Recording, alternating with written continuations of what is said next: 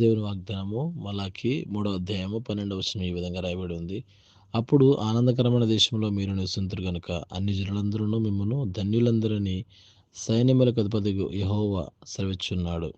దేవుడి వాక్యం దీవించి ఆశీర్వదించును గాక. ఆమేన్.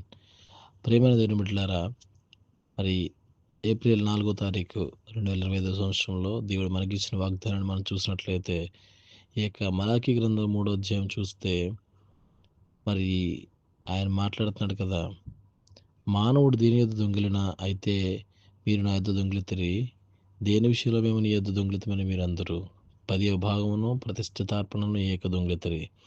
ఈయన జనులందరూ నా యొద్ద దొంగిలించుచునే ఉన్నారు, మీరు శాపగ్రస్తులై ఉన్నారు.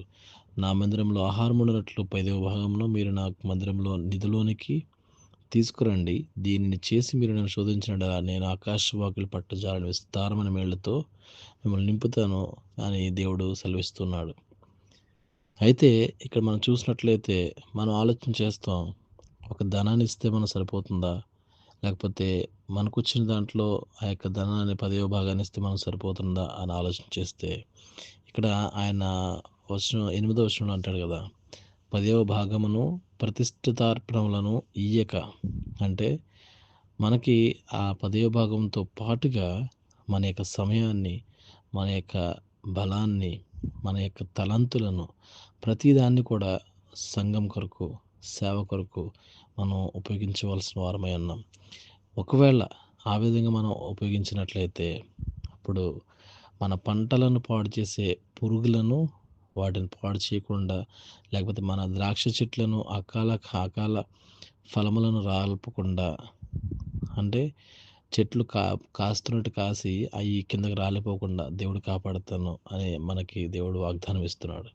అటువంటి వాగ్దానం మనం చేత పట్టుకుని ఒకవేళ ఆ విధంగా మనం జీవించినట్లయితే ఆనందకరమైన దేశంలో మీరు నివసింతురు గనుక అన్ని జనులందరూ మిమ్మల్ని ధన్యులందరని సైన్యములకు అధిపతియగు యెహోవా సెలవిచ్చుచున్నాడు.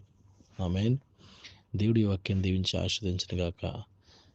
పరిశుద్ధుడైన దేవానికి స్తోత్రాలు చెల్లిస్తున్నాము. సమస్తముని చిత్తానుసారంగా జరిగిస్తున్న దేవానికి వందనాలు. ఈ యొక్క వాక్యాన్ని ఎంతమంది అయితే వింటున్నారో వారందరినీ కూడా దీవించండి, ఆస్వాదించండి.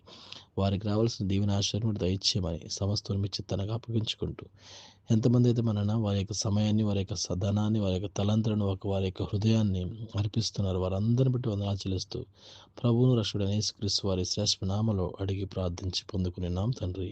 ఆమేన్. God bless you. దేవుడు మిమ్మల్ని దీవించి ఆస్వాదించును గాక. ఆమేన్. ప్రియమైన సహోదరులారా, ఈ యొక్క వాక్యం విన్న ప్రతి ఒక్కరూ కూడా మరి RK for my heavenly father అనే ఛానల్